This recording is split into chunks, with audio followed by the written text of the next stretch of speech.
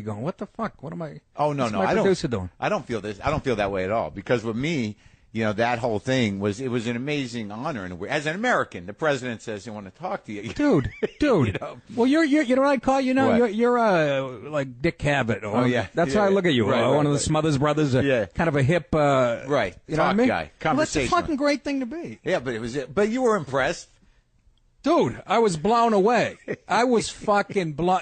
I woke up excited for you when I read that. Seriously. It was the only time you were excited about Obama. That's exactly right. Trust me. He belongs in a garage. Listen, no, I was so excited for you. And I actually said this. I said to my wife, Maron, who's a friend of mine, Yeah. I get a friend of mine interviewing the first black president, and they're talking about my old roommate, Louis C.K. It's not the greatest country on the face of the earth. It Are is, you right? shitting me? That's so funny. And the fact is that, we go, I want to talk about your house soap, but maybe we'll work up to there. All right. Well, so you just got a good deal on something. It's so funny. We were living in Tarrytown, me and my wife. We moved up to Tarrytown, and when Tough Crowd's on. Right. That's 15 miles south of where my present house is. Right. And but my wife's such a financial genius. We lived in this condo right near the opening of the Tappan Zee Bridge. You've probably been by it a million times. Right. It's a complex. And we were there for a couple of years. Tough Crowd was on. I had saved a lot of money even before then. So you were not only a regular, but you were writing on the show? I don't think I got a writer's credit. You were there every day. You're gonna laugh at this. Yeah, I was supposed to be on. They had contract for us, and I was scheduled to be on twice a week. Yeah. And after the second or third episode, I get called in by Comedy Central, and Colin. Yeah. He has a serious look on his face, and everybody's talking in these cryptic. I'm like, what the fuck? Well, you've been making a lot of Jew jokes, and you don't do it with a smile on your face. This is an actual meeting. I go, what are you talking about? And they go, I said everybody was making Jewish jokes in an episode. Yeah, but you weren't really. I go, I want to see the fucking tape. Give me the tapes. Did they show you the tape? Yeah, I brought them home. People were laughing their ass off. But I was saying some over-the-top shit. Yeah. But so it was a big contract. Colin said to me he had to keep me from getting kicked off the show completely. Uh-huh. So now you know who really runs show business. Yeah, that one turned out to be true, I guess. Yeah, at least in Comedy Central. It was so weird. Colin's like, I remember he goes, I don't want you to be that guy. And I'm like, there were all these cryptic. I didn't know what they were talking about. Right. I go, what did I do? What does that mean? You don't mean the guy. The guy who gets fired for I guess so. Jokes? Yes. Yeah. And they were jokes. They were just that. It's the same shit we were doing at the Comedy Cellar table. Yeah. And that's the whole idea of that was why people loved that show and why it was probably a threat to everybody, is that it was jokes. But, absolutely. But it still got a little hairy. And you know what? I know when I'm on stage, people have told, sometimes I don't say it with a smile on my face. You know me. I'm way too intense for my own good sometimes. Well, it's weird. But you know when you cross the line. Oh, fuck yeah. But it's fun. It's fun. And sometimes I don't think there is a line. Your line might be here. Mine's 500 feet down the road. Right, but you know when it's not funny anymore. I have trouble. I really have trouble going, was that just mean or was that funny? As I get older, I have even worse. Well, you notice you get jaded? Well, I don't know what happened to you. I don't know when the anger, became first and foremost. You know what I mean? Because I started with you. I mean, you were angry too. No, I was, and I think arguably not that funny sometimes. But you're always on the right side of the joke. I don't know if I was. When I look back at it, there were definitely jokes I did at a different time where it was meant just to see if I could get away with it. To push the buttons. Right. But if I really think about them, there's a couple of jokes I did where I'm surprised people didn't come up to me and go, yeah, I don't know if that's wrong-minded. Well, but my stuff sort of goes against, the showbiz. Right, but I lean a little to the right, and that's not always very popular. Well, that's right. That's true. Showbiz. In the showbiz world we live in, but right. You were always aggravated. Yes, and then I know a little this, Oh yeah, before the show, you get bored after being at the cellar for 12 years. I start cocktails. Yeah, that brown liquor makes me fucking angry. Took me 2 cancellations to realize that. That it was the booze. I have to watch myself. Oh, really? Because your brain changes. Without me, and nobody would point it out to me. Everybody's afraid of me. Yeah, right. Nobody will point you get out. A little intense. Yeah, well, you remember? I think we talked about this once before, but probably a long time ago on the show. I did my first paid gig in Boston opening for you. In Algonquin. In Maine, yes. At Captain Nick's. You had just come off rehab. You'd taken a few years off. Well, no, right? I was in L.A. and I came back to Boston where I went to school to start comedy over again. And then I think it must have been. I wonder if it's even before I came in second in that riot. And like it might have been right before me. Barry Katz was throwing me some bones. Yeah. And that's when I met you. And you were up. Yeah, walk into that. I drove up to Algonquin. Yeah. Captain Nick's. I went by there a few years ago. I think it's still the sign was still there. Really? Yeah. It's still open. Yeah. And it was like in the bar area. I kind of remember it. You walk in, and the bar's on the left, and the stage is right there when you walk in on the left. That's exactly how I remember it. Right? And you were all nervous because you had to do look, what's funny The is half hour. How about you open for you? Now you're interviewing Obama. I know. That's wild, right? I get Joe Matarese on the show. Yeah. Yeah. But see, I still like the funny thing is the week after I did Obama, I did Rich Voss. I made sure that. What the fuck am I worried about? Nothing. You don't need to be worried about it. He provided a nice buffer with Voss. Well, it was funny because what am I going to do? I love Voss. Yeah, me too. I interview Obama. So what, has everything changed? Wait, how many things? Well, I don't know about you. I thought you might be. You've really changed. We're talking about my personality. Right. You've gone the other way. There was a time when you and I had such negative energies, both of us. You'd walk into the Comedy Cellar and literally a rain cloud would form over that table and start pouring on other people, and you and I would just laugh. I know it was true, and they were going the different directions, but I don't think they were essentially the different directions. I think that both of us are angry anyways. Yes, and the idea of having politics to sort of run it through is nice. But I think that's like throwing gas on it. Right, exactly. Yeah, I just think that we're we've got that attitude, and we can't hide it. Certainly, that's what I like. And you and I, even though probably opposite ends of the spectrum politically, but we never really had a beef. Never. It's terrifying. The idea of really having your anger pointed at me. I was like, it's great. He can point it wherever he wants, just not at me. I'm not going to do it. I don't know. I'm mellowing out. Age gets you, man. Age gets you. Ugh, you can't. You know what I mean? Horrendous. Even now, coming down to the FDR, I was like bumper to bumper. I actually have a John Denver best of John Denver I put on now in my car. I swear to God, I downloaded it on my phone. So when I get in traffic, calm you. I swear to God, I put on Colorado Rocky Mountain High and Sunshine on My Shoulder. Sunshine on My Shoulder. I swear to God, it's the funniest fucking thing. And you really, it is. Well, yeah, I'll be singing along with it on the Colorado Rocky Mountain High. Then I'm like, get the fuck over! You're in the left lane. Get over. As long as it helps.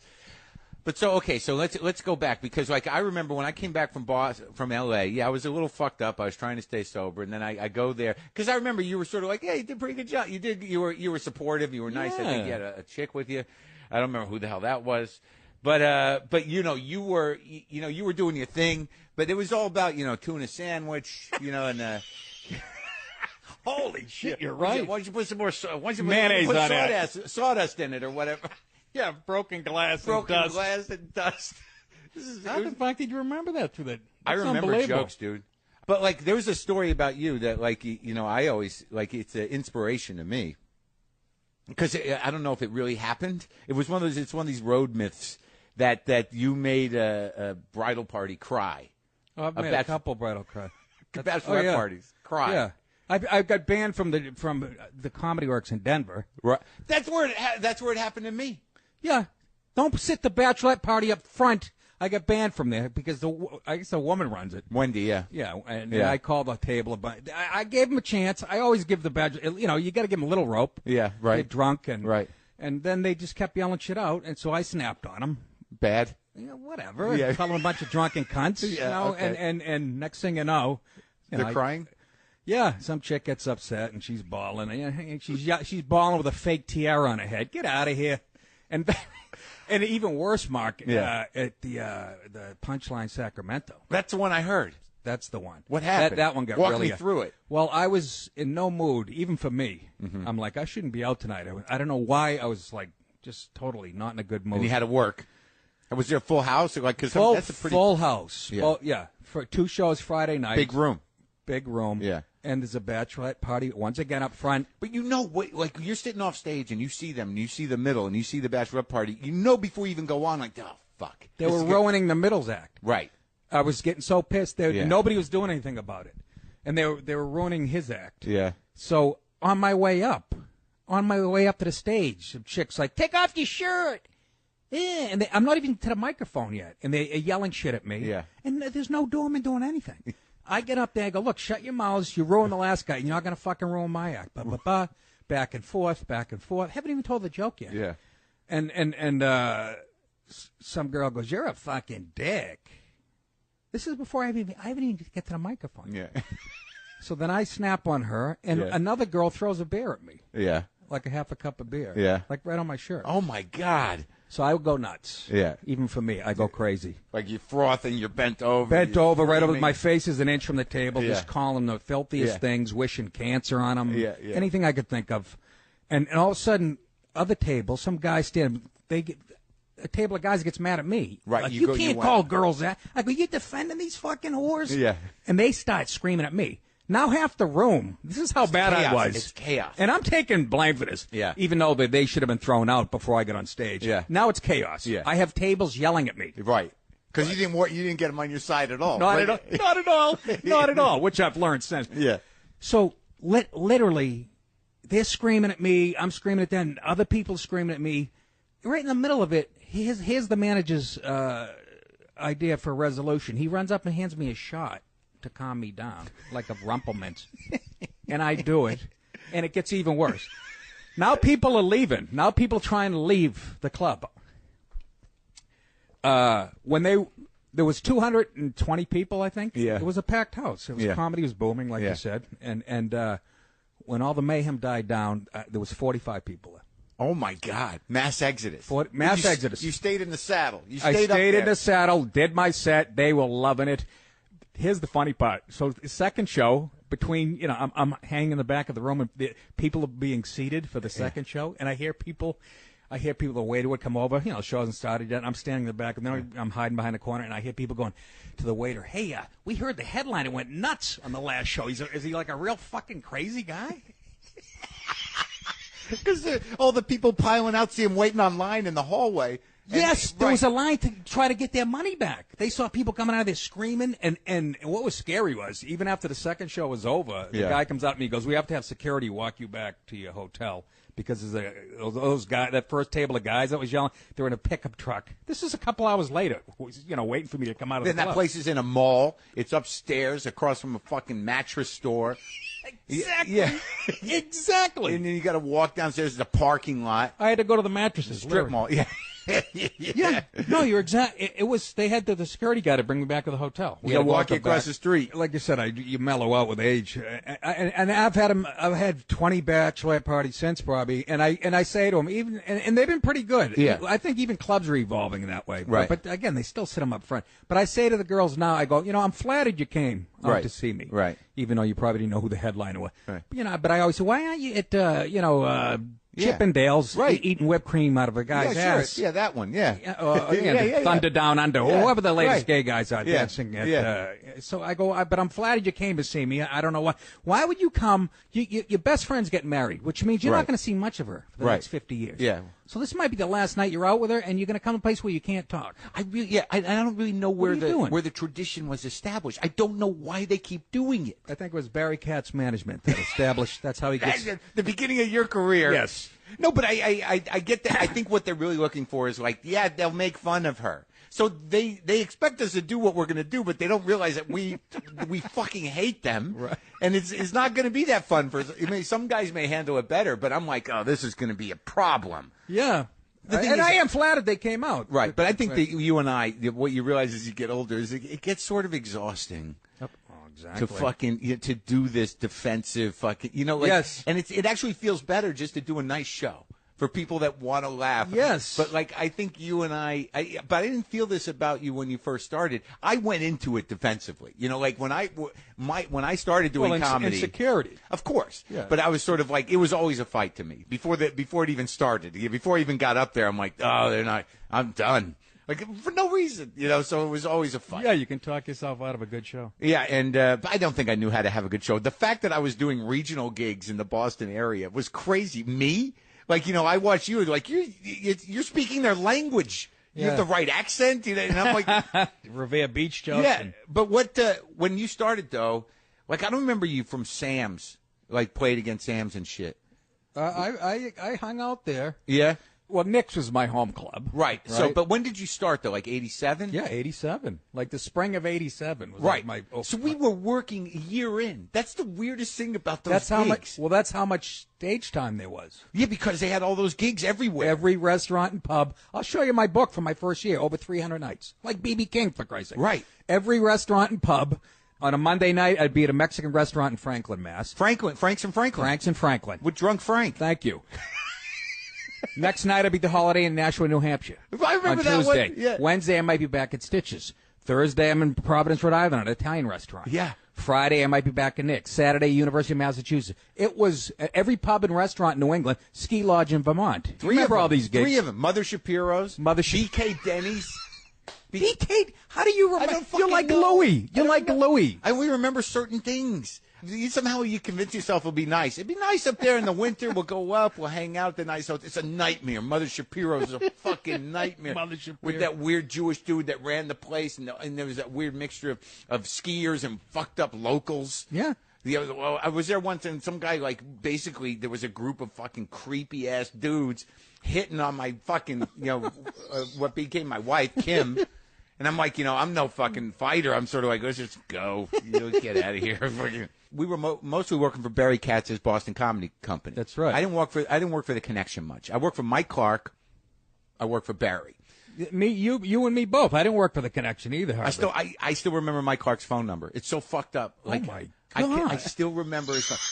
It was, you remember, he had the answering machine? Yeah. But so we'd go, and you never knew what you were driving into. Remember Leominster? What was that? Pancho Villa's in Leominster? Pancho Villa's. Right. I did it 2 nights in a row for some reason. A guy was yelling. Second night, he was yelling my punchlines. A guy came back to see me. He's yelling my punchlines out from the balcony. I went up in a balcony with the microphone. You did? Yeah. Yeah. Went up in the balcony. It was one of the first places that they had no wire on the thing. And went up there, and I'm like, who's yelling my shit out? And the guy raises his hand. So I'm interviewing him in the balcony. Oh, my God. Can you imagine yelling my punchlines out? And I'm upset at a club like that. Remember Banditos? There was Banditos Yes. and Fall River. But like... Your memory is killing me, dude. I thought you smoked a lot of weed. No, I haven't done anything in a long time. I have selective memory. I can't remember some people's names that I've known for 20 years. You can remember Banditos. But you know why? And I realized this later because I had it with the Comedy Store. It's like where we were abused. It's like traumatic experience. That's what I was going to say earlier. I know. You guys it's like like Louis too. It's like a childhood rape. You're not going to forget that face. Kinda, right? Mike Clark's phone number is That's tragic to you. Well, it was like I didn't know. I knew that I had to do the job, but like it's sort of fascinating to me, given my temperament, my mind, that's where I learned how to do comedy was going into regional New England and doing it. And those not easy audiences. And they weren't. And I was a freak. We didn't know how good it was for us. You know what I mean? To work that much that early in your career. Well, that's how we learned. We didn't know though. But we were able to skip over the fucking host spot. It was a gift. That's right. You're going to be a local opener that can't get bumped up to middle and then never get worked as a headliner. Right. I mean, that's what happens to those guys. Right. A lot of them do fine, but we literally had to do the job. Yep. You got these guys coming in from out of town or the colleges. The weird thing about the fucking colleges is that when we were doing colleges for Barry, he was, giving Anthony Clark and Eddie Regine the big money on the ticket, and we didn't know better. That's exactly right. It's like you go out and do the 20 for this in a fucking lunchroom, for $100, and fucking Anthony's walking with $5,000. Yes, we didn't fucking know. No, we didn't. We're just let's have the gig. That's Barry, man. Right. Always with the. He had me on his podcast, and he literally let me shit on him for an hour and a half. He loved it. That's the weird thing about Literally? Barry. Well, no. But I guess that's true. We have it on film? Yeah. No, but he likes you when you bust his balls because he knows he deserves it in his heart. So he gets a bigger kick out of being, busted on than anybody I've ever met in my life. He's always loved me, right? Because he was my first manager. I remember the time that happened. It was like a mafia thing. Like one day you get this call and everyone's brought into the basement and he slides the papers in front of you. Oh, this is how it went down with me. Yeah. This is my favorite Barry Katz story because it sums up his management style and how I was at Nick's. I went on in front of Dana Gould. Again, I'm only doing it a year. Dana Gould's like 17. Yeah, at that time. And brilliant and amazing. And I'm up there doing raw stuff because I'm new. I'm probably being dirtier than I should be or whatever, and destroying probably for all the wrong reasons, right? Right. I come off. Dana Gould goes on and starts bad mouthing me on stage. Uh-huh. Now I've only been in the business about a year and a half. I don't know. I'm in a suit jacket, right? I still have my college football muscles. Yeah. People hate me just for that because this is a nerd business. Right. Not then it wasn't. Not at Nick's. Not at Nick's. Yeah. But I'm wearing a suit jacket. It fits me like a T-shirt. Yeah. You know? And I'm waiting for Dana Gould. Yeah. Because he's badmouthing. Yeah, yeah. As new as I was, I knew that's one thing you don't do. Right. You don't badmouth the act before you. So he comes off, and he's coming down the stairs, and I'm waiting for him. I literally. So he's walking out of the building. Yeah, I grab him, push him against the wall, in the hallway at Nick's. And I go, "What are you doing?" He's like, "What are you talking about?" I go, "You fucking, you know, saying I was hacking and just shitting all over me." Yeah. I go, "No, I don't start fucking trying to bull. I watched the whole thing." Yeah. Right. So then you know, I scared the fucking daylights out. I go over to play it against Sam's later that night. Yeah. I'm sitting there with Kevin Flynn. Barry Katz comes up to me. Now, Barry has signed Kevin Flynn already, Jackie, everybody but me. Oh, really? Yeah. He had already signed a few of my friends. Right. He comes up to me. He goes, "Hey, Dipaolo." And I hadn't even met Barry yet. "I heard what you pulled. I heard the shit you pulled, like, with my client, Dana Gould." Dana was with him? Yeah, at that point. So I go, "Barry, do you want to hear my side of the story?" He goes, "Sure I do. Call me on Monday." And hands me his business card. So I call him on Monday. He ends up signing me. Is that not? It's crazy. Is that not?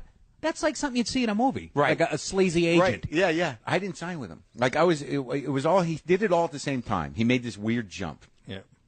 And he brought me into one of the rooms in the basement there where he was running in his apartment. Right? In Alston. And he's Alston, like, you know, yes. he gave me the pitch. He had the paper right there. And I said, "Look, I don't know what it means or what you would do for me, but I can't do it. I don't know what it means. What do you want me to sign?" And I think in that run, he signed like Al Ducharme, Marcy Rose, Ed Regine, Louis C.K. Yeah. Like he signed that whole first crew. Yep. Anthony Clark, because that was his big, I think, chip was like, Anthony's my guy. You know, like, and he had everybody. And it took all of you a little while to get rid of him. Did it ever? Did it ever? We moved. I moved down to I moved down to New York with Louis C.K. was my roommate. Barry got us an apartment on the Upper West Side. Yeah, because Barry opened the club here, the Boston Comedy Club, and the idea was he's going to run his guys through there, and then he had that magical apartment. That's right. So bunk beds. Yeah, bunk beds. You and Louis, but everyone came in, right? Yep. There's definitely some stories in that apartment. And then me and Louis had it after people started coming. It was me and Louis. Oh, was that fun? Looking back on it. Yeah. Oh, I mean, those are the good times. We wandered around New York City, me and Louis. Louis had no concept of how to use money. And we went out, we did the Punchline in San Francisco, me and Louis, for a week. Yeah. I've told the story on many. He goes, "I'm going out," and we had a net worth of probably $1,200 between us at that point, right? Yeah.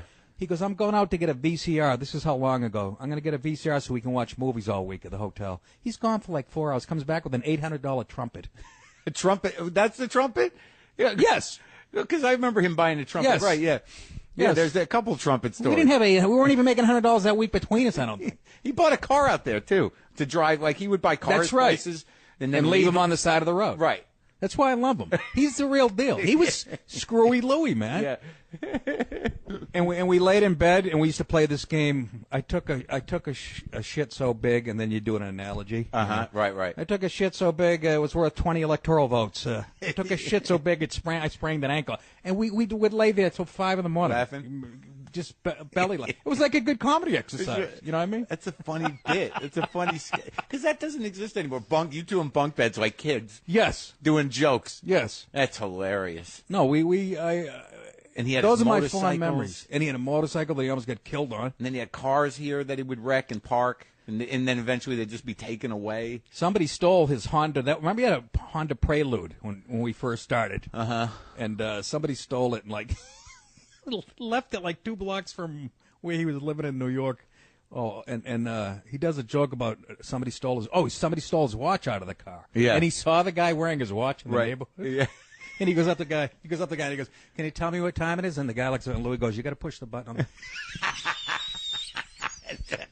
That's one of his early bits. So we all did at that time, because Barry was sort of Barry always helped me, but that was when you guys were in New York and they were shooting Caroline's Comedy Hour here. Yes. So we got to do that. We got to do the MTV weird 10-minute things. There was a lot of basic cable shit we all did. Yeah. When and why did you decide to go to L.A.? How old were you then? Because I remember there's this weird memory I have. I was visiting in L.A., because I didn't really move there until 2002. So I don't remember when you were there, but I was driving somewhere and I saw you walking across the street from a coffee shop or something in a mall somewhere, and I said, "Hey, how's it going?" And you were just sort of like, without even provocation, you're like, "I got fucked." I know that Tony Danza was involved. I don't remember what. Oh yeah, I had a deal with Tom, but I didn't get fucked there. I actually made some money.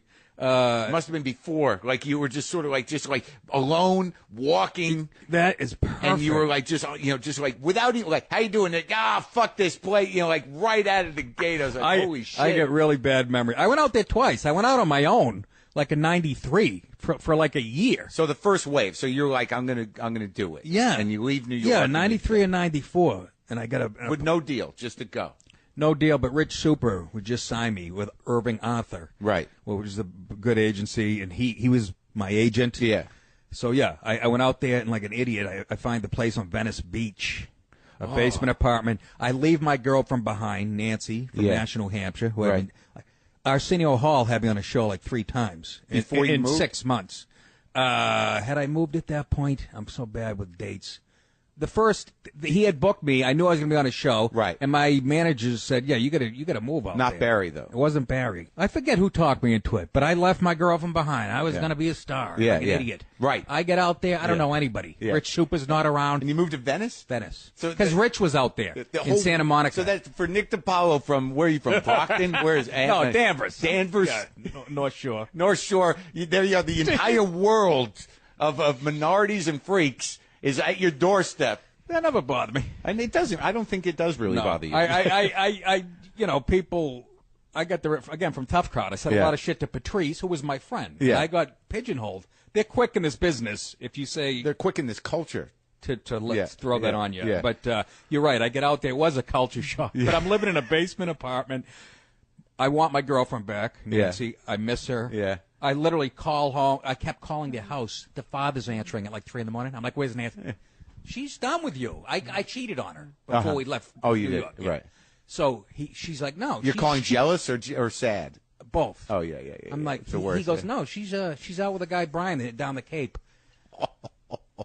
And he goes, "Nick, you're not a bad guy," because he apparently was a wild man when he was younger. Yeah. Doesn't make you a bad guy, but I'm crushed. Yeah. I'm sitting in Venice Beach. Yeah. Mark, Alone Mark, in a basement. I went 14 days without taking a shower.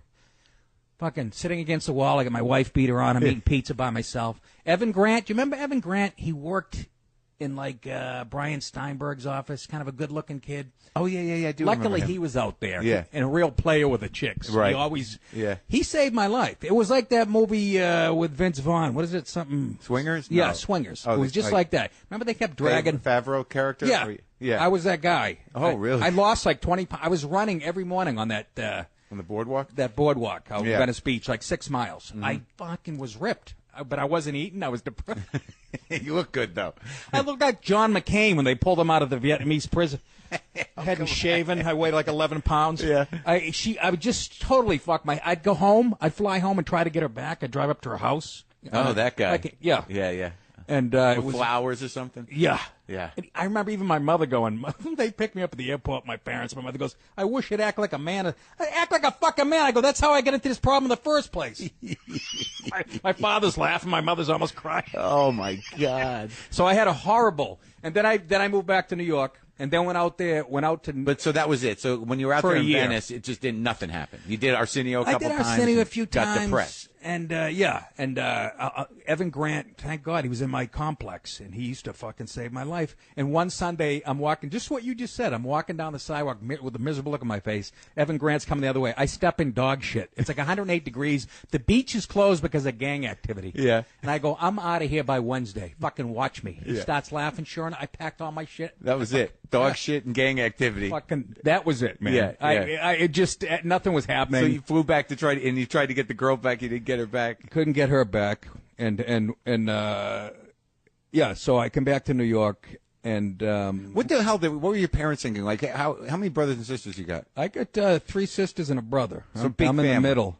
All Italian, all the way through? No, No. I'm half Italian. That's Yeah. the other thing, and French, Canadian, and English on my mother's Oh, side. your dad's Italian? Yeah. And so you guys, you were a football player? Yeah, I played, I was a captain at high school. Me and my two buddies were tri-captains. Yeah. And I went up to Maine, and I tore up my shoulders in high school. Yeah. Busted up my shoulders, had surgery after. Walked on at Maine. I was supposed to get a scholarship. That's another heartbreaking story. To University of New Hampshire. That didn't turn out. So I walked on at the University of Maine and earned a, partial scholarship. Yeah. And played up there for a couple of years. But Did you finish college up there? Oh, yeah. Yeah. But best time of my life. Was it? It was there or BU. I couldn't decide where to go. I was at BU. Oh, you did go to BU. I went to BU, yeah. I didn't go because I want to get out of town? Yes, the distract. I go, and good. It was a good move because up at Maine, and up there. What part of Maine? I couldn't even focus up there on books, though. Yeah. I can imagine if I went to BU. No way. What the hell? What part of Maine? That's up by, it's called Orono, but it's right now, it's a little north of Bangor. Yeah, far. 240 miles from where I grew up. Yeah. Fucking best time of my life. It blew high school away. I would do it again in a second. Fondest memories of my life, University of Maine. Sure, you got all the freedom in the world to do whatever the fuck you want. And I guess you were playing on the team? Not till I went out this spring of my sophomore year for spring football. And like I said, I walked on. They didn't know who I was, and I sort of opened some eyes. You know, Jack Bicknell recruited me, a guy that coached Doug Flutie at BC. Yeah. He was up there. I walk in there after having shoulder surgery, right? Yeah. I had atrophy to about 170 pounds. Yeah. I get the balls finally to walk into his office and go, "You recruited me, and I said I want to be part of the program." He literally goes, "Well, you can carry water and shit." He knew that would blow me out of the office. What an asshole! Literally, he goes, "You could carry water buckets." I'm like, I fucking excused myself politely and walked out of there. But he was right. I had a sweatsuit on. I weighed about 11 pounds. It's still Maine football, but the guys are fucking big. Yeah. And doing steroids and shit. And so, I was in no shape to play football. Took a couple years off, went home, got strong over the summer, and then a new coach came in, and I walked on, and it was fun. It's weird when you think back of the fun times. But then it sounded like you had a good time living with Louie and shit. Oh, my God. But when did you decide to do comedy? Why? It's the same reason I think a lot of us. Well, I was always attracted to it. Yeah. And I've heard other famous people tell the same story, but it was true. My parents would go, "You got to go to bed downstairs, watching TV downstairs." I'd go up and leave the door open a crack to watch Johnny Carson's monologue. Yeah. I was attracted to it. Yeah. And my buddies were funny as hell. Yeah. Boston kids. Yeah. My buddy Bob Murphy was David Letterman before Letterman was Letterman. Right. Brilliant. Yeah. Went to work at a think tank, this kid. Graduated first in our class. Yeah. Funniest motherfucker I ever met in my life. Yeah. Another guy, Greg. You still talk to him? On occasion. Yeah. On occasion. That's the other sad thing. We go our separate ways. It is really weird. It bums me out. But that's what, So I was always attracted to the stand-up to the stand-up thing, and I'd see Jay Leno on the Merv Griffin show and go, "That guy sounds like me." Yeah. And it turns out he's from Andover, which is 10 minutes from where I grew up, right? Yeah. I go, "Wait a minute, I think I could do this." And then Bob Murphy, my very funny buddy, dragged me into Stitches one night, in the mid '80s, to watch Sweeney, Paradise. to watch Steve Sweeney at Stitches. Stitches, interesting. Wasn't really his club, but yeah. Yeah, Sweeney Meanie. Yeah. And the Sweeney and Meanie show. That's right. And Wednesdays or something. We were blown away. Sweeney actually picked on me. Look at this good-looking giddy. Yeah. Tore me into asshole. And I was fascinated. Yeah. And this is why I think I believe in God sometimes. Yeah. I was a barback at Stitches before I was a comedian for 6 months. Mm-hmm. I was in awe of Steve Sweeney. Yeah. I was I was afraid of him. I was so in awe. It was like Ted Williams to me, right? Right. I just moved to an apartment in Boston with my other buddy, Tony. I get drunk on St. Patrick's Day by myself. My buddy was working Faneuil Hall. He gives me 11 beers. I wander out of it. It's not even 1 in the afternoon. Yeah. I get on the fucking T, and I get lost. Yeah. I'm over by Huntington, by Northeastern. Yeah. I'm wandering. I'm literally staggering down the sidewalk, and I'm thinking about comedy and Steve Sweeney and Lenny Clark. Yeah. As I'm thinking that, who comes stumbling out of a bar? Steve Sweeney. So I guess he was drinking at that point. Yeah. Yeah. And he goes, "You're the fucking guinea barber."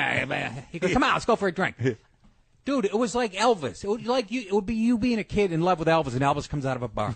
Right. I told my parents, I go, I don't know about God if he exists or not. Right. That day. Yeah. We go and he drink 2 Guinness and whatever the fuck. I drank with him all afternoon. Now he goes, I want to go to Avenue B. It's getting dark. We get in a cab. We go to South Boston. Yeah. Southie. He wants to score some coke. Yeah, right. I'm in the back of the cab with Steve Sweeney, my idol. Yeah. Dude, I was hard as a rock. I couldn't believe what was going on. Yeah. We're in the cab. He goes, we pull into some neighborhood. It's getting dark. Yeah. This is on St. Patrick's Day night. They beat up Irish people on St. Patrick's Day night. Never mind, an Italian kid. Yeah. I wouldn't get out of the cab. Steve goes, here, hold my watch. I go, why do I got to hold his watch? I was so naive. I go, why am I holding his watch? Turns out it was like one of the... He gets out of the cab. He's not out of the cab 10 seconds. 3 kids come around the corner, 3 guys with leather jackets. You couldn't have made a more stereotypical one. 2 of them had red hair. Yeah. And they start chasing Sweeney up the street. They want to beat the fuck out.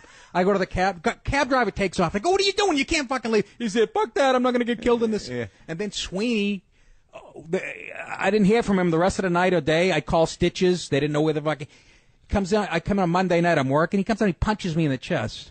Yeah. Like physically punches me in the chest. He thought I told the cab driver to take off. Oh my God! I was almost going to get a fight with my idol. I was ready to fucking. Well, I'm glad he lived. You know, like what the hell happened? The last I saw him, I looked out the window of the cab. Honestly, he's sprinting, and he had shoes on, not sneakers. He's got shoes on, and 3 guys are chasing him. It must have been an old deal.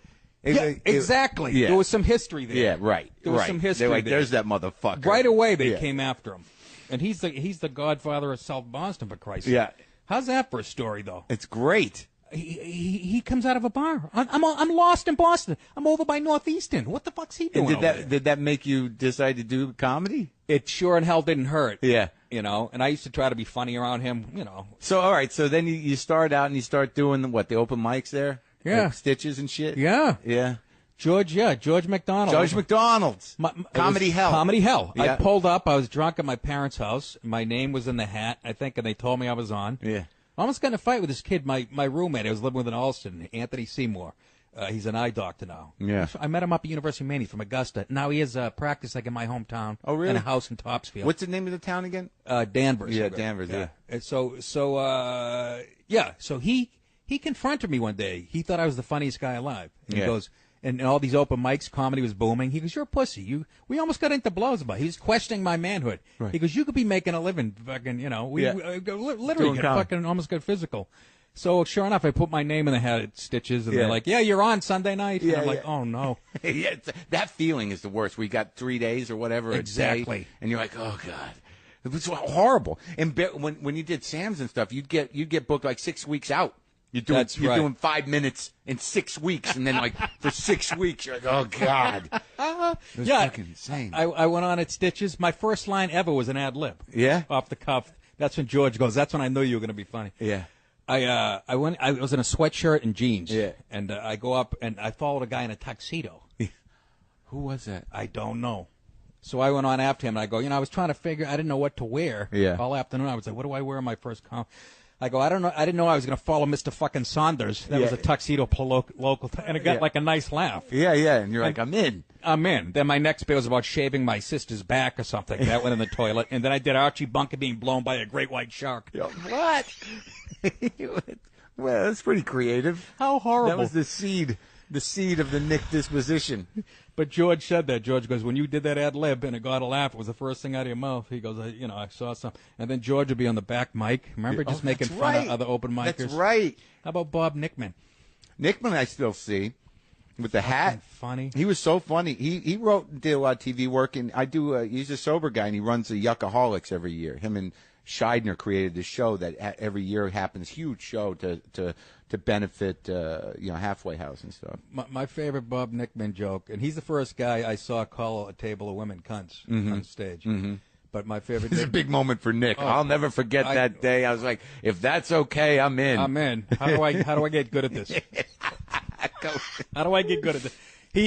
But one of my favorite jokes, he goes, I'd suck a dick. Not if it was like attached to a guy, but if it was like hanging off a wall. And remember he used to take the hat off at the end and he'd have pigtails? He was a bald guy with pigtails. Right. His big clothes. Yeah, that was the big but physical he was clothes. Brilliantly funny. They would kick me out of the green room at Nick's because I was the only one not doing blow. Gavin and Lenny would show up, Kenny, and they go, hey, rookie, get the fuck out of there. Yeah, because I was. We don't want you to see this. Yeah. I remember. Well, I used to do it. Yeah, but remember, like there was the green room, but then they'd close the place down. And then you'd sit there in the main room at a table with everybody. In the main room. Yeah. Yeah. It's all dark. John Panette, I did coke once before I went on stage. John Panette, the late, great John Panette, gave me a line of coke. Yeah. And that was the only time you did it? Before I went on stage. Right. Oh, I'd do it when I was at the Palace nightclub trying to pick up whores from Rivera. You had to do it. Only in that situation. Trying to pick up hairdresser from Somerville. You had to fucking give her a couple bumps. But, God, I get chlamydia 19 times out of the Palace. But yeah, no, I only did it once before I went on stage. Panette gave it to me. This is a true story. I'm up on stage. I'm not even up there 5 minutes. Yeah. My upper lip keeps getting stuck to my teeth, and I'm tripping on my punchlines. Yeah. And I have my hand in my right pocket, and all of a sudden some guy like in the third row goes, "Hey, relax up there." I looked down. I was jiggling my car keys in my pocket like 100 miles an hour. Hey, relax up there. That's the best heckle I've ever heard in my life. Relax up there. He's just like, dude, really, slow down. We want to see the show. I hadn't done much coke at that point in my life. To do it to go on stage. Oh, no, and I'm new as a comic. Yeah, it threw off my timing. It's a bad drug for that unless you're one of those guys, unless it works like Ritalin. You know, like I was also like that. Like if I did coke, my eyes would bug out and I talk too fast. And I'm like, I'd see footage of me. I'm like, oh my God. And you're thinking like, I'm nailing this. You know, it's like a fucking disaster. Now I take Advil PM. There you go. Slow me down. Yeah, but like that's so funny. Hey, relax up there. Guy yells, "Hey, relax up there." He's being supportive. It wasn't mean. Yeah, it was, yeah. And I looked down and I hear my right hand doing this. I think that's the best crowd heckle I've ever heard in my life. Nick's was a rough roam at times. Oh my God, dude! The one time I don't know how the hell I managed to get in with them, but I did. They worked me, and because you're a good comic. Yeah, but like the first time I went up there for the guest spot, it was a really big lesson for me. Like I was waiting to go on, and you're just nervous because like the thing about me is like I couldn't be more different in my mind than that audience. A very specific audience. They were white, sweaty, Irish, tough guys. Yeah. Like from all over. Yeah. They would come in from Revere, from Saugus, wherever. Yeah. And I was already at odds. And Leary's on. Just like he was one of those guys where you didn't know whether he was killing or not, but there's a lot of energy going on. Like so, Leary's just like nobody hammering. more committed. Yeah, that's what I learned from watching him. Yeah, he could be dying, you think he was killing. Exactly, yeah. But so whatever happened up there, it was Leary for 20 minutes, 15 minutes, and then they bring me on for my 7, and I'm thinking like I'm just gonna jump into his energy. So I start out like that, like I do like the first 40 seconds, at this pace, and I stop, and they're just like, "What is happening?" And I just tanked. It was horrible. It's like 7, 8 minutes of like that never-ending pain. And I get off, and Dominic's like, "Hey, how you doing?" He couldn't even hide it. Do you remember when it blew up? Like somehow, like Nick's had the main room, and then the dance club, they made a second show. Yeah. And you could do like 9 shows in one night at Nick's. Yes. You run downstairs. Yes. It was crazy. Yeah, you do one up, go downstairs, go back up, downstairs. Yeah. Never leave the building. Yeah. And make a nice chunk. Yeah, big chunk. What a money-making machine that was. And then they opened up all those other rooms. Satellite rooms. The one in Saugus is still there. That was actually a good room in Kowloon. Yes. Like, it could really be good. It was like playing a theater. That was the first time I used the word cunt on stage, and it did not. It was bad. I used it right out of the gate, and it was a long half hour, that half hour. I had a guy open his coat, show me a gun. I was making fun of his wife. Oh, really? Big Italian guy. I don't know what I was fucking thinking. Did you stop? Big, sweaty Italian. Oh, yeah. He was sitting right in front. He goes like this. Real quick. Yeah. Saw the butt of the gun. Yeah. And I went, hey, no problem. Love her. Good for you. How long you been married? Congratulations. I didn't mean that about your dress looking like... like a circus tent. Yeah, a circus. Exactly. Nice leopard print. All right, so you come back to New York, and you get strong again? And then when do you go back to L.A.? 95. Because that's when it really got bad, it seems, right? No. I went out. David and Christine Martin were handling me. Brett Butler... I just landed her big thing. Yeah. And I was being handled by the same management. Yeah. And they were like, come out. Audition for Brett, show. Louis was with them too, right? Yes, he was. Briefly. Yeah. For a few months or whatever. I remember Christine Martin going, Louis is such a liar. He lies a lot. I go, what are you talking about? I don't really know. Louis be the first to say that he did. Yeah, exactly. Then. Yeah. So I went out, and no, it was pretty good. We all thought we wanted to be in sitcom world, But that was what we were trained to do. You become a headliner, you get a voice, and then you get your show. Yeah, what better way to get that voice out there than be a sidekick on Brett Butler's show? Is that what you did? I played like a worker at her place. Oh yeah, I did like a half a season. Wow, I was there when the whole thing blew up. I watched it You watched it unfold? Oh, my God. It was the funniest thing you've ever seen. Yeah. I still love Brett to this day, Brett Butler. Yeah. Borderline genius insanity. Yeah. One of those people. Yeah. I actually took the picture on the back of her book, her autobiography. Oh, yeah. I took the picture. Yeah? I went to Alabama with her to, Yeah. research her book. Yeah. You know, she calls me up. This is when I was still living in New York, and she had just become big. Yeah. Or I had an apartment. I was staying at somebody. I can't even remember. No, I was living on the Upper East Side. Yeah. She calls me at 1 in the afternoon. I'm laying there watching a football game. How'd you like to open me in the Westbury music tonight? I'm like, yeah. And who was the guy? Do you remember the Italian guy? He had a heroin problem. He was very funny. Did a stint on SNL real quick. Oh, Vitale. I interviewed him. Did you really? Yeah. Loved Vitale. It's great. But he had a drug problem, Yeah. and he couldn't make it that night. So Yeah. I opened for Brett Butler. Yeah. And then flew out to L.A. Well, Danny was probably trying to be clean. He probably just couldn't make it because he was too nervous. Like, I gotta. But on a No, plane. you're right. That was exactly the story. Yeah. The pressure sort of broke. Yeah. But I ended up becoming friends with Brett and on her show. And she flew me. She calls me when I was living in L.A. She goes, I got Tom Cruise's Learjet. I'm flying to New York. She was doing something in New Jersey. Next thing, I'm on Tom Cruise's Learjet with Brett Butler, flying back to the East Coast to open for her somewhere. Wow, that's great. Isn't that fucking crazy? So you did a lot of dates with her? I got a little taste of that. showbiz. Yeah. You know what I mean? Just enough to tease me and keep me in the stupid business. Yeah, and I know. Sometimes you feel that way, don't you? Oh, you shouldn't. I should. No, but I came out I didn't even have that much success. You know, like I never got into that rotation at all. Like this only happened out of desperation. You know, like. Oh, dude, let me tell you something. I love doing this. Yeah. Radio's still my favorite thing. I like it as much as stand up. Oh no, definitely, because you have the freedom. You know, nobody heckling you. Yeah, you can be funny conversationally. Right? So so you're an inspiration. Oh, thanks, buddy. So you're doing. So you're working with Brett. So you saw that whole sort of like the.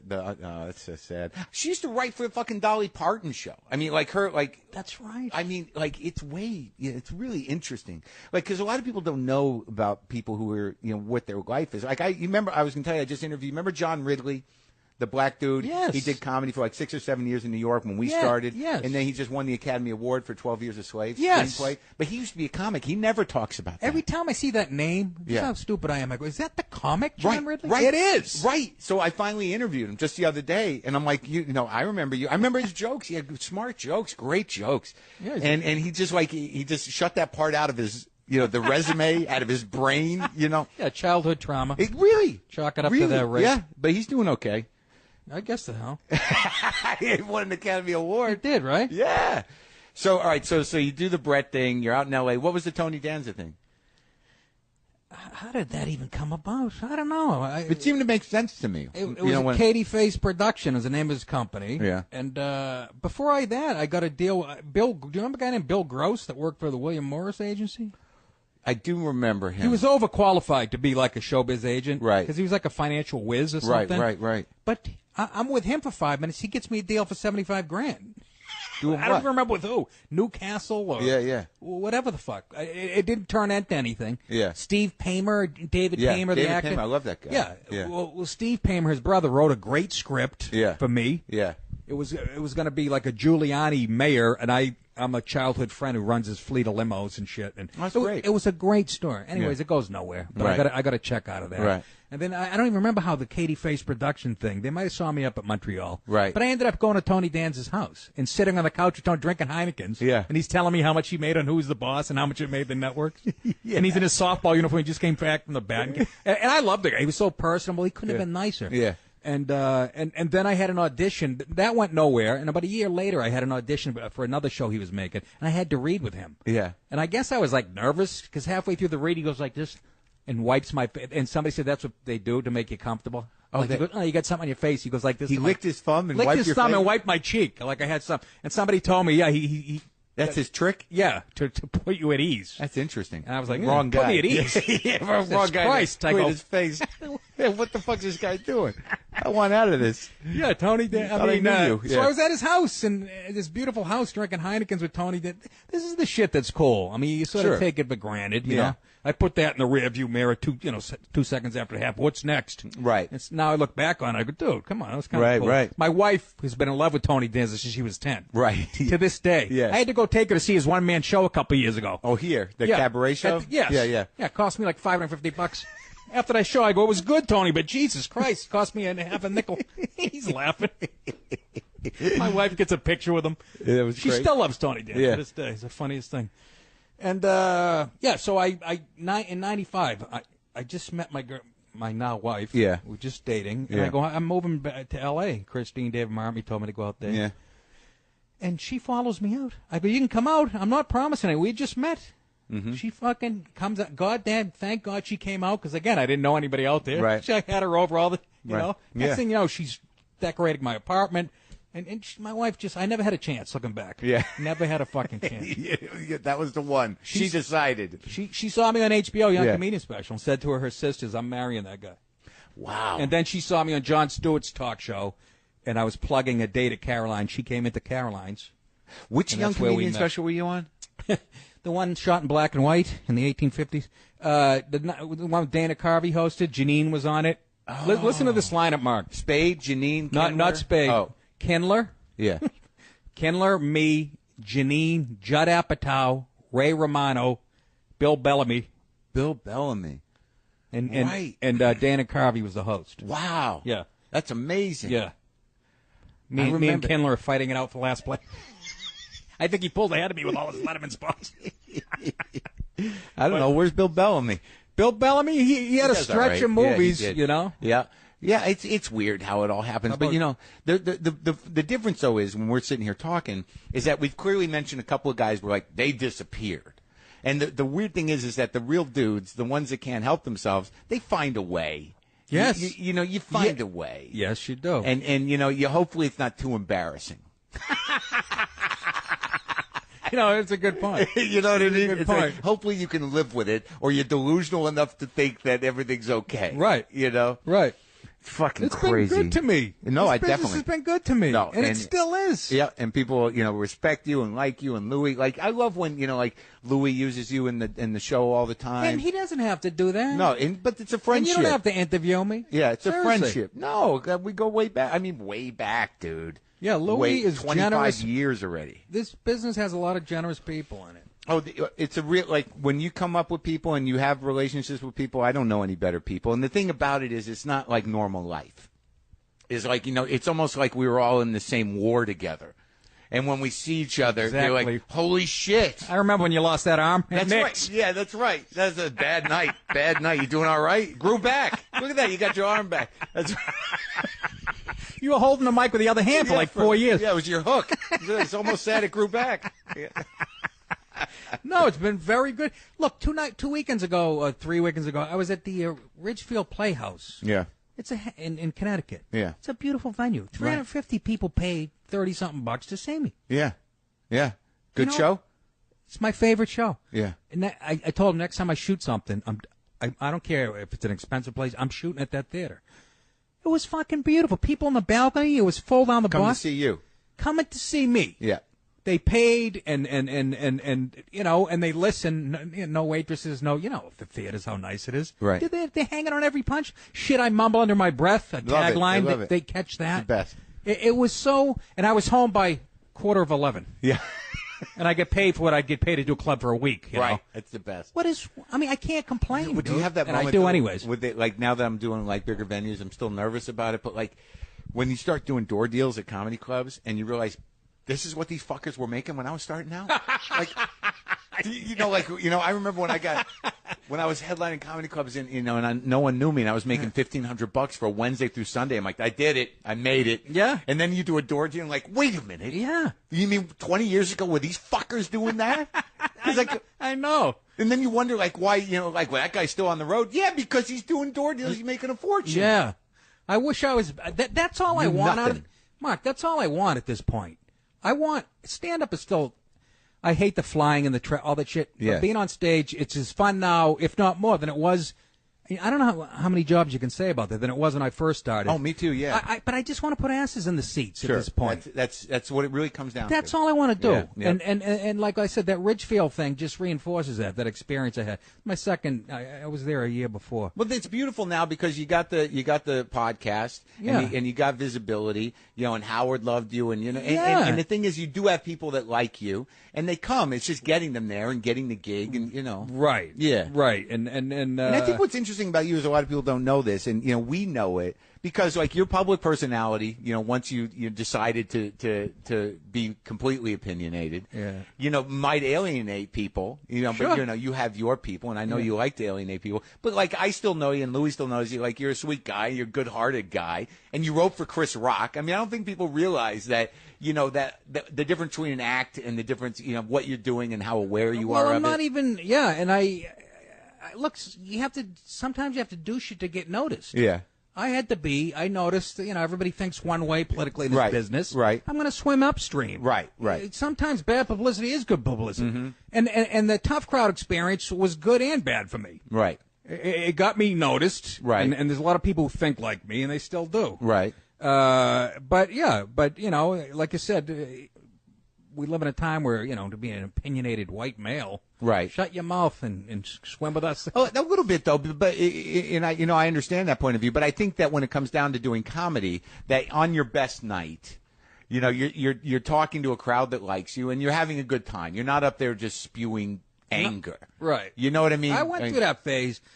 It was scary phrase. I frankly, there was a period there. I think it happened to a lot of guys, right after 9/11. Like everything sort of snapped into place. That's a good point. And good the point. anger, had a depth to it, and it kind of unleashed a thing. But you were kind of scary for a couple of years. Oh, maybe.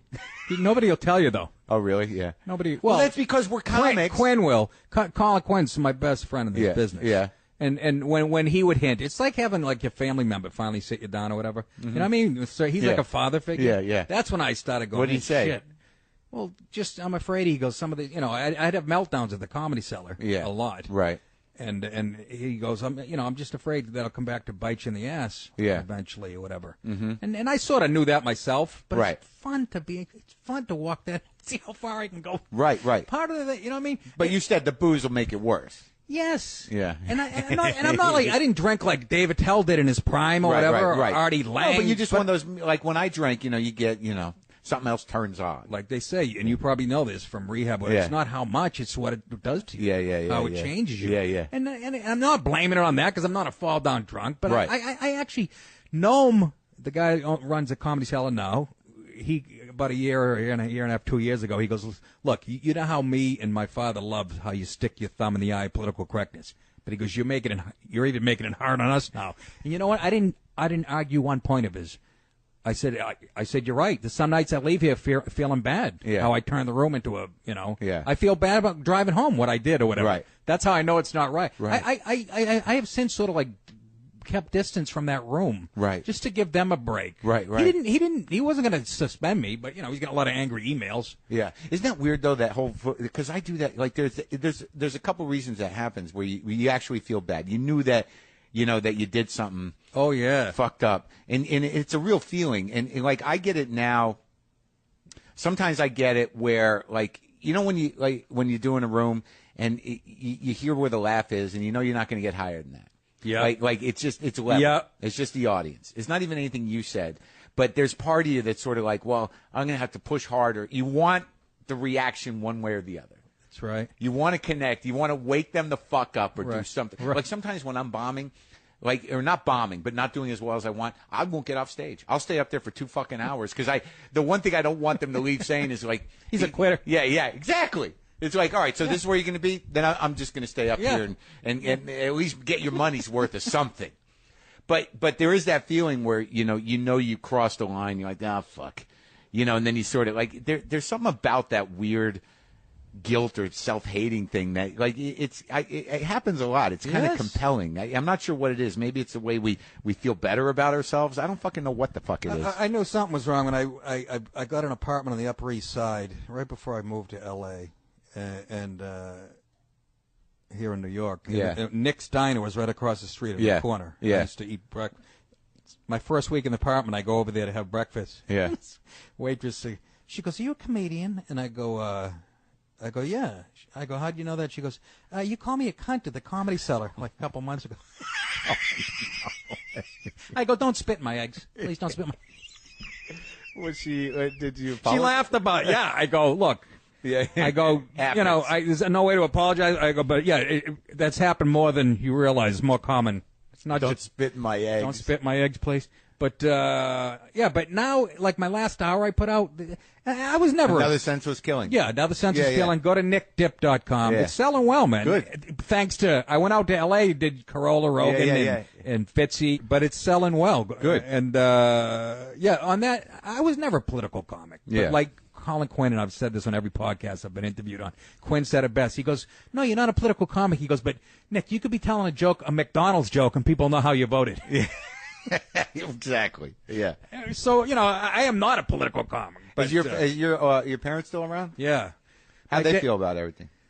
Well, it's kind of sad. My dad was just like diagnosed with Alzheimer's like last December. He'll be 80 in October, and he's happy. But he tells me now how proud he is. He never did. You know what I mean? Isn't that interesting? They get softer and they get Yeah. So the Alzheimer's, he says it and then he claims not to remember. Exactly. I go, can you recite one of my jokes now? Yeah. And my dad was the funny guy. Yeah. I mean, that's the other thing. People ask my influence. I used to watch him riffing at a cookout with my parents' friends. Yeah. My parents' friends would be doubled over. Oh, yeah? What did he do? He would just, what was his job?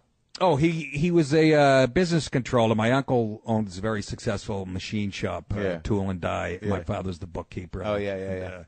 So, he was a funny guy. He was the funny guy.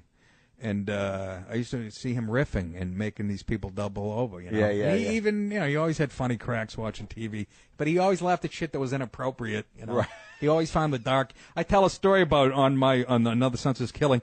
We're at McDonald's, we're kids. I'm probably 8 years old in the back of a station wagon. The whole family's packed in there. Yeah. Like an old lady came out with a tray and she slipped on some ice and fell. And my father's laughing his balls. He went out and helped her up. Right. That's my dad. He was belly laughing before he got out of the car and helped her. And she was all right. And we're all pointing and laughing, just following his lead, Well, it's funny when it's fake. And why wouldn't it be funny if it happens in reality? No, exactly. Yeah. So he was my dad. This stuff. So he'll be 80. My mother's like 78. And they're proud though.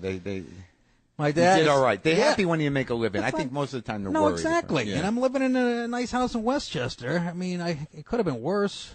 Dude. Right? Yeah, I've seen it. I've seen it. It's like it can get really heartbreaking and sad. And you and I have both been through that. This is the one thing that there's not many people that don't who don't pay their dues that get really big and hold it. But right. and we've all had hardships. But they're the sort of the rejection and heartbreak of having those moments where, you really don't know if it's going to work out. Yes. Like at our age, because I had that when I started the podcast where you're like, I can't, what am I going to do? What am I going to do? Are we going to enter the job market at 45, 46? It's nothing. I still have this conversation. You do? Yeah. I mean, 50, I'm 53. And, Yeah. It's like I said, thank God for gigs like Richfield, shoot Yeah. that energy back into me. Yeah. And the podcast, my podcast is going, I've only been doing it 2 years, and it's always in the top. It's great. On iTunes. Yeah. And I still, I still love radio, and I got people working on it. I really think that's where I'm going to end up. Well, you don't have to go to radio. You can just keep elevating the podcast. Well, yeah. Maybe what you do You're is the only one that's figured out how to monetize. Yeah. Well, Well, you can monetize. It's just about numbers. But everybody, I always say this because, my web guy would be pointing to Joe Rogan and Adam Carolla. I go, they were famous before they had their podcast. Right. You understand? Yeah. I go, Maron is the best example of a... Yeah. Didn't know. Yeah. Well, no one knew me. You'll teach me how to monetize it. Well, no, I can't tell you that. But, what I was thinking, though, is that maybe you get to a point where you can have some sort of situation in the city where you drive down to interview people. But you think the key is having... No. I don't think so. The key is really just, figuring out who the hell knows how of getting people to the goddamn thing. That's right. There's still a lot of people who don't even know how to do. It's like some big fucking question. Like podcast. How the hell what do you mean? Turn your computer on. You have a computer? You fucking idiot. I know. It's getting easier every year to find. I mean, it ultimately will become easier. But yeah, we can talk about that. But I'm glad you're doing all right, and thanks for talking to me. Are you kidding me? It's just like I said, man. I'm really impressed that you did it with the podcast. Yeah, I know. It's a good one time in my life I had good timing, career-wise. You don't know how the hell that's. It's the one thing no one can manufacture. You see a lot of talented guys. You're like, why the fuck didn't that happen? Yeah. It's like because the shit didn't line up. The thing that we don't have any control over, is sometimes the thing that's going to turn That's right. it. I just happened to get in. I had a certain capacity for radio, and it was just at the beginning of this thing. And, my show grew with the medium. Like, no one, it was, there was a few guys doing it. Yeah. But it wasn't like a thing. Yeah. And it just turned around. Yeah, well, I mean, a zillion people are doing it, so you got That's something. right, Seriously. right. I keep feeling like career-wise, I feel like I'm on the old Let's Make a Deal show. I keep picking the wrong curtain. Yeah, I know. Oh, the cow. Wah, wah, wah. 4,000 cans of dog food. Wah, wah, wah. But you seem better personally, which is good. Yeah, I am. You got a little peace of mind. I got a wife that sort of smooths me out, Yeah. and keeps my anger in check, and Yeah. she goes, don't call him back and leave that message. You're going to cost yourself 20 gig. 20 gigs. I don't want you sitting around the house. I have tweets, Mark. I've had tweets where my finger's an inch from the button. Yeah. I could commit showbiz suicide if I get this tweet. Yeah. And she goes, what are you doing? I'm like a suicidal guy with a gun to his head. Go ahead, I'll pull this fucking. Right. Say one more word, you'll be living back in that one bedroom in Queens. Yeah. She has like parental controls on your computer. Yeah, no, exactly. I'm like a child who wants to see porn. Well, it's great seeing you, man. Thanks, Mark. Appreciate it, brother.